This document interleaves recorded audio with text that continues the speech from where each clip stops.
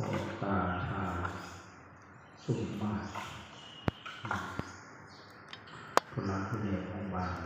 น้องเสนอน้องเสนอน้องเสนอคนอื่นน้องเสนอคนอื่นบ้านน้องโน่เสนอน้องปัจเจยมาเสนอ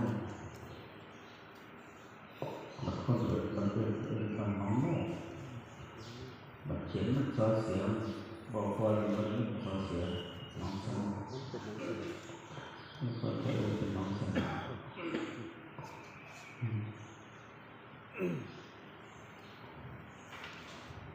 กลับมาคุยเรื่องเปลี่ยนไปเจดีเกิดมันตอนนั้นยังไม่ไปกรุงเทพก็ได้เป็นคนที่ไม่ดีเลยกลับมาเราจะถามคุยถามก็ไปถามก็ไปเพิ่นไปงานไปธุระเฉพาะมันไม่งานไปธุระบอกก็เลยบอกไปคุยกับเลยว่าบอกไปอันนั้นไปเจ้าหน้าที่บอกครูบอกเคยดีว่าก็เลยไปเป็นงานครับ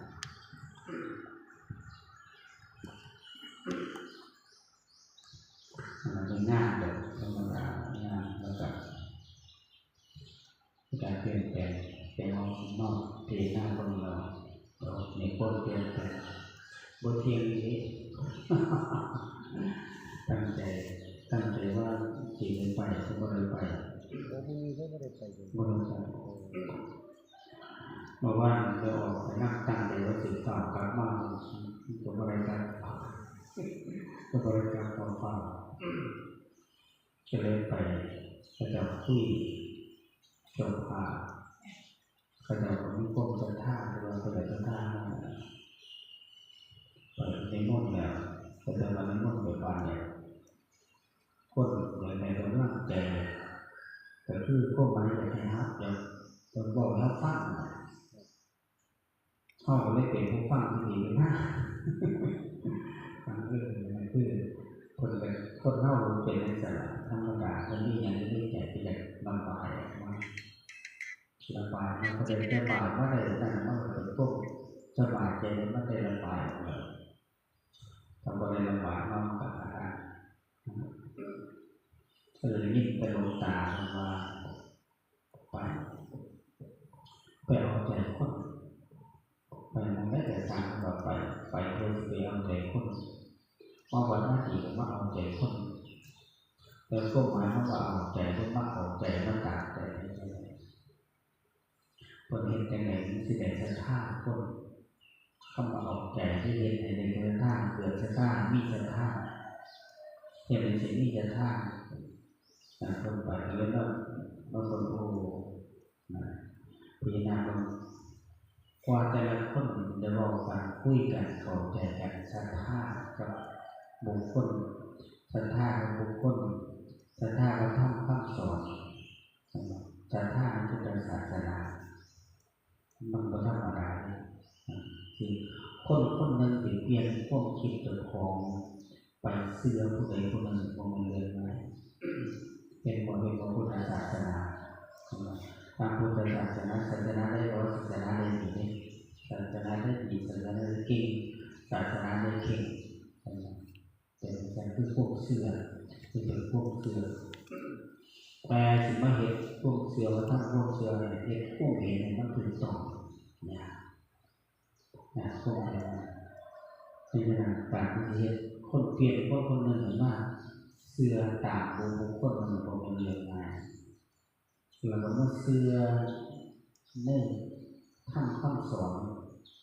ของพระพุทธเจ้าเป็นยากมาเสือในพุทธศาสนาเป็นผู้บางคนเกิดมาว่าถือศาสนาพุทธเหมือนที่คนว่าพุทธแต่ในสมณะพวกพุทธแต่ในตะเกียบบาทมีแต่ว่าเป็นคนศาสนาในศาสนาพุทธ แต่ถ้าเราพุทธขึ้นอย่างบริสุทธิ์บรรลุว่าสัญลักษณ์พุทธคือหัวบาเขาเกิดขึ้นประเทศไทยเกิดศาสนาพุทธก็คือศาสนาพุทธโลกมันเปลี่ยนว่านี่คือศาสนาพุทธเข้าเป็นศาสนาพุทธส่วนหลังของเราแต่นั่นควรจะเปลี่ยนแปลงทุกทีใดนั่นเพราะเราคนที่เข้าใจคนที่เป็นอะไรอย่างบางคนที่ว่าเข้าใจในทางแบบคนเปลี่ยนแต่พอเราเปลี่ยนพวกคิดคนจากเห็นผิดมาเห็นถูกจากชีวิตบอกคนมีความสุขชีวิตลุ่มๆแบบชีวิตบอกคนมีความสุขคนจะมากทำนับถือพุทธศาสนาหรือมาถึงพระพุทธธรรมประสงค์เป็นที่พึ่งเป็นสรณะเราท่านตั้งสอนผู้ที่จะเป็นคิดเป็นวินาคนผู้นั้นสิบมีถูกสิบเป็นถูกสิน้อยลงถูกจะน้อยลงสังเกตจากปกติเขาคิดในตัวเป็นเรื่องราวที่คนเหนือคิดตรงนั้นแต่ทางเขามาภาวนามาปฏิบัติมาแค่บนลมหายใจสิ่งนี้บนลมหายใจเราพวกถูกกันนะอยู่กับลมอยู่พวกถูกกันจะหายไปอย่างนี้คือบอกแต่ข้อบอกไปอย่างแต่พอเขาถูกเขาก็เลยคิดยิ่งคิดไปยิ่งทุกข์ยิ่งคิดไปยิ่งทุกข์มีคนแปลว่าพระพุทธเจ้าเป็นหมอสั่นเองเป็นหมอรักษาใจพระพุทธเจ้าเป็นหมอรักษาใจแต่หมอรักษาใจเทพเป็นคนปกติเป็นคนปกติเทพเป็นคนธรรมดาเป็นคนบ่ธรรมดาคือเป็นอริยบุคคลเพื่อจะนั่งปัตตาจะล่านั่งปัตตาจะล่าฝ่าพ่อแม่ให้ยืดเทิงเป็นบ่ายยืดเทิงประสาทเห็นตายจะดูกับคนใส่เห็นกับคนใส่ก็เลยมีการคนใส่มามีการคนใส่บ้านแบบนี้จะบ้านแบบนี้ยังบ้านหรือยังบ้านไปเลยไปได้ลูกคนหนึ่ง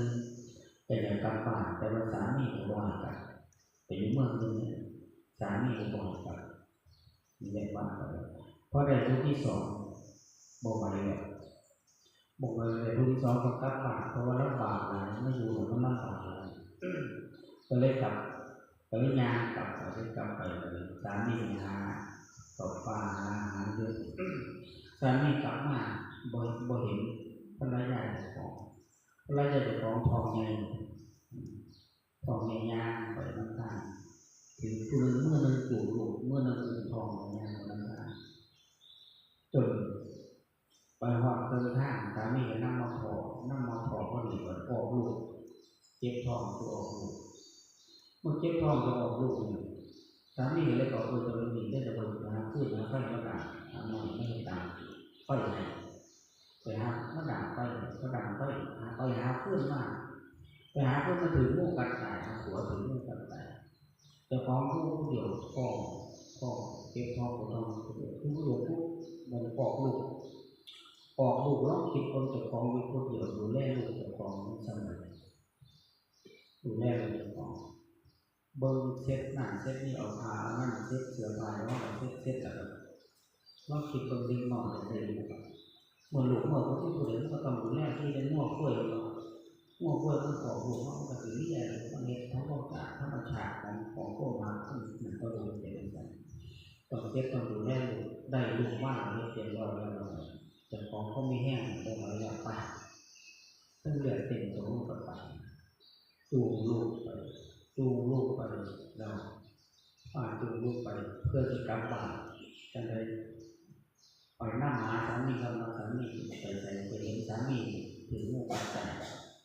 ก็เลยจูงลูกเลยคุณนอนคุณนั่งอุ้มวางหันไปในท้องแบบนี้คุณนั่งอุ้มมือซ้ายอุ้มลูกนอนมือขวาจูงลูกคุณยังยางไปมันเป็นแม่น้ำฝนตกเศร้ามันน้ำกำลังไหลแต่ว่าน้ำบริสุทธิ์ไหลกำลังไหลก็เลยบอกเลยว่าลูกหาฟังได้ที่ใหญ่ไหนฟังโยนแม่จะลองไปฟังแล้วแม่จะมาหาได้หน่อยมันก็ลำบากก็หายไป บ่ได้แม่กับผ้าลูกน้อยเอาไว้ฟังตุเอาลูกน้อยไว้ฟังตุฟังนานฟังตุขาดไปมากคือว่าเอาลูกยังไงขณะไปย่างน้ำครับแต่ลูกแต่พ่อหอบเคิร์ท่านอีเดียวเขียวมันเห็นเด็กหน่อยมันเป็นวันก่อนมันเขียวมันจากไปแล้วบินไปอีเดียวจากเด็กหน่อยบินไปเลยก็บินไปปุ๊บไอ้เด็กหน่อยบินไปเลยแม่ก็ห้องมันเอาลูกกลับขึ้นมาเอาลูกกลับขึ้นมาลูกกลับขึ้นมาลูกก็กลับขึ้นมาลูกก็กลับขึ้นมาติดแมวลูกผู้ใหญ่ง่อยผ่านฟังเรื่องว่าแม่บอกว่าโดดว่าในลูกโดดว่าในลูกโดดลงไปในน้ำลูกไหลตายไปในน้ำผู้น้อยผู้เที่ยวขาผู้ใหญ่ในคนแม่โดดลงไปในน้ำหนักอะไรตายผัวตายลูกตายตามงานโทรศัพท์โทรเช็คกับน้องกับผู้ว่ากับผู้บ้านว่าเป็นทีเป็นบ้านเป็นทีแล้วไอ้บ้านเพื่องานคือเป็นอะไรก็เลยไปถามคนเดิมมันขึ้นฝนตกแห้งฝนตกแห้งมันเกิดฝ่าฝนลงพ่อกับแม่ตายเราคนทุกคนทุกคนแล้วผัวตายหนึ่งลูกตายสองพ่อกับแม่ตายหน้าก็ตายมาเป็นบาปยางไปบทลงเสียงผ่ายางไปในวัดพระพุทธเจ้ามาเทศยางไปถ้าเกิดอะไรนี่ก็ไม่ได้คนดีบาปมันไม่ได้ดีบาปมันคนเป็นบาปเจ็บดีบาปมันอะไรแต่พระพุทธเจ้าเลยบอกเนี่ยหน้างานของมันจะเป็นยางของมันยางพ่อท่านอาพระพุทธเจ้าเรียกว่าเพื่อจะมีสติเกิดสมมติเขาบอกหน้าพระเจ้าในหน้าในยิ่งในแต่มีสติถึงมากบนของมันมีผ่าใส่จิตใจหมอกร่องเลยเอาคนอยู่ในวันแล้วขามาคงมาห้องเขาก็จะเทียนเอาลูกบวชให้บวชเขามีสติขึ้นจะมากบวชแล้วไปที่จะนั่งมือนึงเดินกลมด้วยการเดินกลมนั่นแหละเลยเอาหน้ามาล้างเท้าล้างตีของให้เกี่ยวกับตักน้ำมา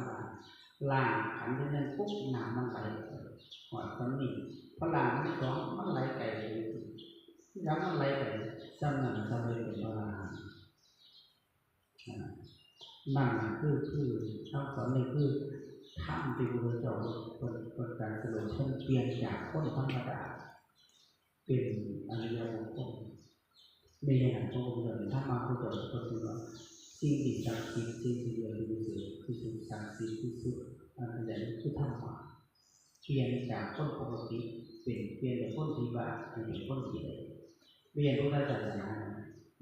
พุทธเจ้าสอนว่าสอนผู้ว่าอย่างเราสอนเอาคนปกติคิดให้เป็นผู้ดีให้โอกาสคนปกติให้โอกาสคนปกตินั่นแหละกลับมาเป็นผู้ดีผมก็ได้มีโอกาสจะสามารถกลับตัวได้ก็ได้กลับตัวว่าจบที่เก่ามาเป็นว่าศาสนาเป็นกองเสือศาสนาคืออย่างศาสนาเป็นคือใจคนมีอย่างพระพุทธเจ้าที่เป็นหมอรักษาใจของคน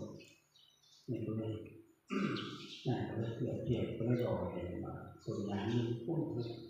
ดูเป็นวิธีพระพุทธเจ้านั่งรักษาคนเป็นบาปพระพุทธเจ้านั่งรักษานี่